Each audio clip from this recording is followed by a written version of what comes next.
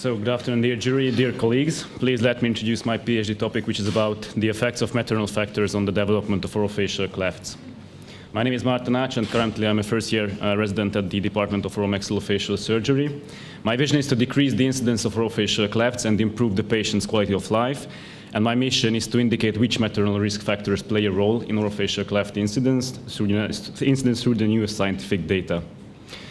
We have currently 3 ongoing projects now, and the first one is about investigating the effects of deleterious habits and maternal health disorders on the risk of orofacial cleft development. So we know that orofacial clefts are quite common birth defects with an estimated worldwide incidence of around 1.7, 1.8 per every 1,000 live-born babies. And babies born with these types of anomalies have feeding difficulties, they are often developing conductive hearing loss, they have speech problems, then several dental anomalies. And we know from the literature that maternal disorders during the first trimester of pregnancy are shown to play a role in the development of orofacial birth defects.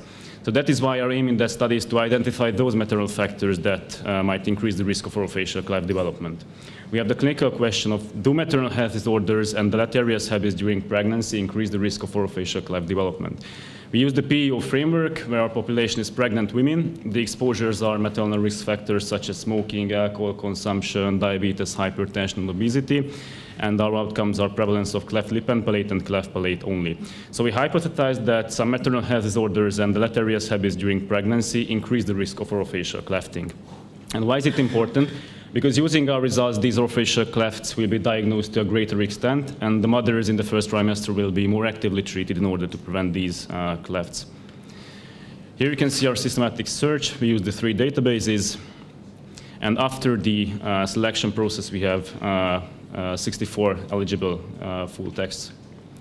And let's talk about the results. The first figure is about the effects of diabetes on the development of orofacial clefts. We calculated odds ratios, and we used 3 subgroups according to the different types of cleft palate.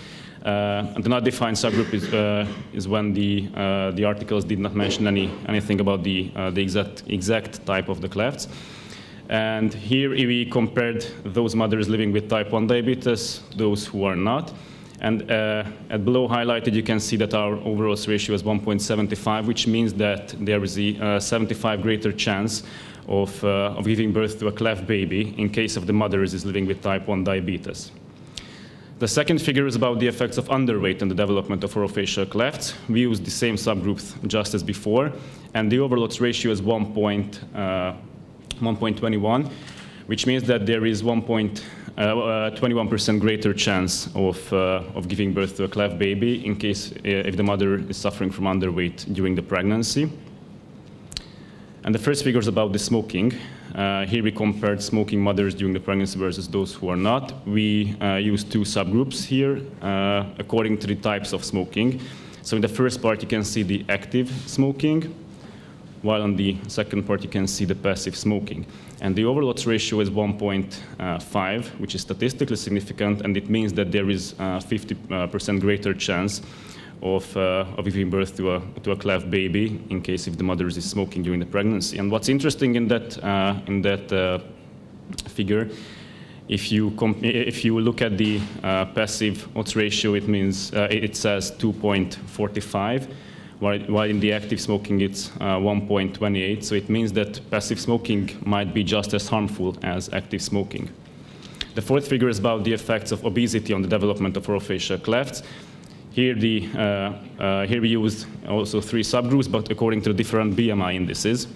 And below you can see that the odds ratio is 1.31, which means that there is 31% greater chance of giving birth to a cleft baby in case if the mothers are suffering from obesity during the pregnancy. So what are the strengths of our meta-analysis? We use subgroups according to the different cleft types, which is quite unique compared to the previous meta-analysis on the literature. We investigated more exposures together, and we have a relatively high population. Also, we have limitations.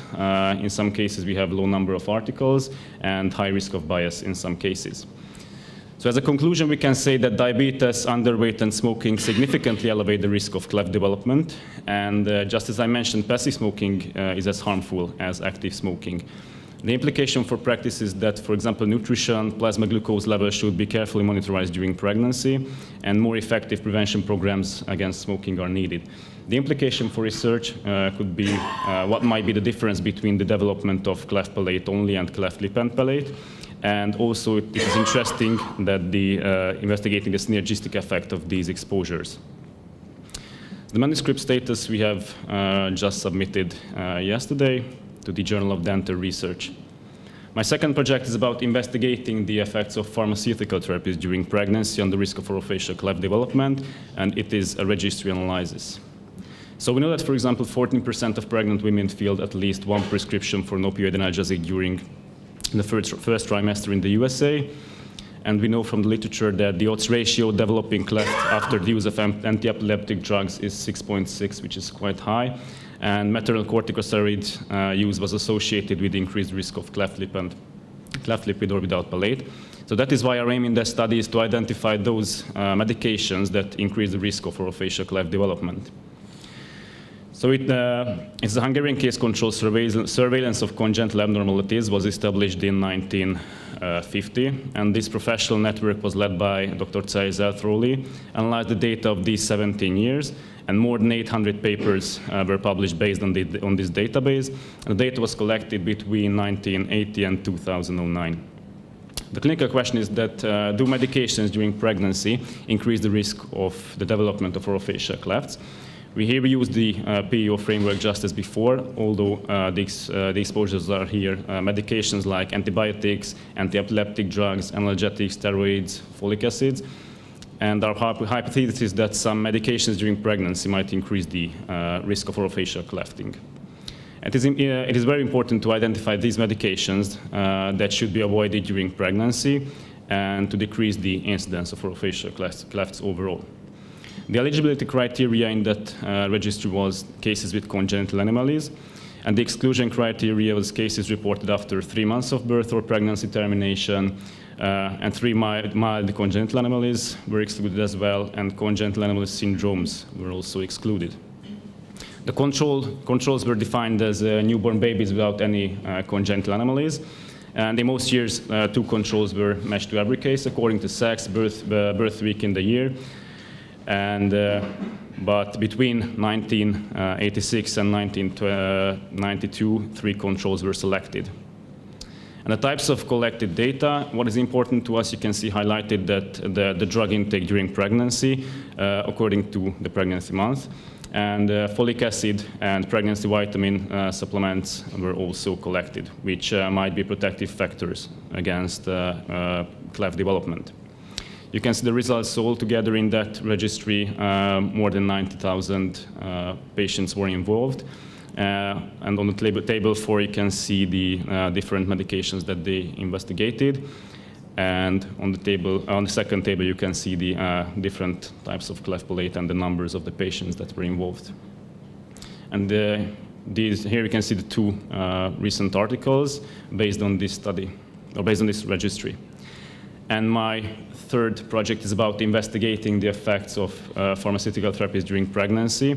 So it is just like the previous one, but it will be a systematic review and meta-analysis. But we are in the early phase of this project since we were focusing on the first 2 projects. You can see our 3 projects summarized here. And I would like to thank you for your attention with the quote from Louis Pasteur: "Science knows no country because knowledge belongs to humanity and is the torch which illuminates the world." Thank you very much.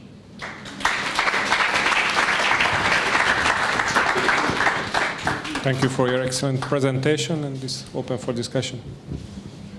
I'd like to ask you about the first topic, like you included only the type 1 diabetes with no type 2 or the gestational diabetes, like what is maybe the reason? Yeah, thank you for the question. All our included studies investigate only type 1 diabetes, and that might be because gestational diabetes only develops in the 2nd trimester of pregnancy, while the orofacial cleft development happens in the 1st trimesters of pregnancy. So that's why it is not relevant in that, or not relevant investigating in this study. Congrats, very nice presentation. So for your second project, one of the drugs that you're going to evaluate is the folic acid, and we know how important is folic acid during pregnancy. And most of the pregnant women actually take folic acid. So could we actually bring a causality between folic acid and your outcome, since I think most of the population will have it, like even controls or the intervention? Yeah, that might be a reasonable idea, but also the previous meta-analysis on this study investigated folic acid, so it makes sense, and we hope that, or we know from the literature that these could be a protective factor, so that's why we would like to investigate that as well. My question is a comment-like question again. So since you are working on the field for a while, what is your overall philosophical approach to the real etiology of cleft, palate, and lip? Because you didn't mention anything about genetics, although we do know in Finland there are registries, and we do know there is the unilateral cleft lip is more common than all over the world. So I think it's a real multi-etiological problem, and if you just pick some different causes, then how can we come closer to the real etiology of this problem? Yes, so that's absolutely right. So we have the genetic background and the different maternal factors. We have several studies investigating the genetic background, but we would like to focus on the maternal factors. So I'm thinking about the clinical relevance of your results. So it's a multi-etiological problem involving genetics and so on and so on. So does it have real clinical relevance to know? Because smoking, for example, there were thousands of articles dealing with smoking pregnant women, but it's only the peak of the iceberg. So smoking women, most likely bad socio-economical background, no, they don't take folic acid, and so on. They eat chips and cola and things like that.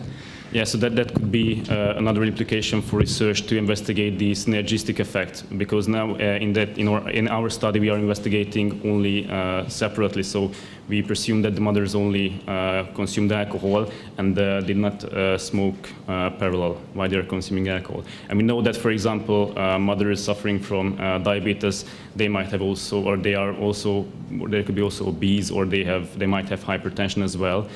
But we have only 2 articles or 2 papers which was investigating the synergistic effect. So that might be an implication for research in the future.